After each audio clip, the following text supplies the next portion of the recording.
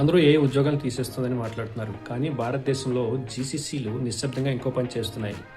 వాళ్ళు ఉద్యోగాలను తీసేయడం లేదు, ఉద్యోగాలను కొత్తగా డిజైన్ చేస్తున్నారు. అంటే ఈరోజు మీకు తెలిసాల్సిన ఏఐ హైరింగ్ సీక్రెట్. తాజా జీసీసీ హైరింగ్ రిపోర్ట్స్లో ఒక ఆసక్తికరమైన విషయం చెబుతున్నారు. కంపెనీలు కొత్త ఏఐ ఇంజనీర్స్ను భారీగా హైర్ చేయడం లేదు, దానికి బదులుగా ఇప్పటికే పనిచేస్తున్న ప్రొఫెషనల్స్ను కొత్త ఏఐ రోల్స్లకు మారుస్తున్నారు. ఉదాహరణకు applied AI engineer, AI platform engineer, AI agent developer, AI data platform engineer. అంటే ఈరోజు జాబ్ మార్కెట్స్లో అతిపెద్ద మార్పు అనేది రోల్స్ మార్చడం.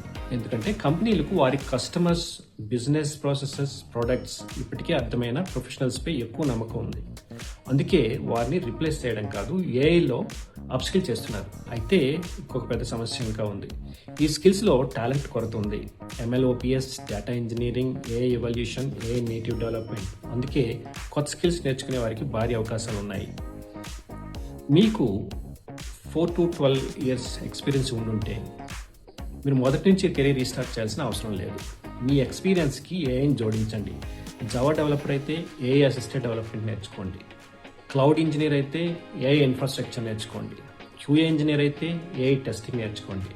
భవిష్యత్తులో గెలిచేది ఏఐతో కలిసి ఎదిగే ప్రొఫెషనల్.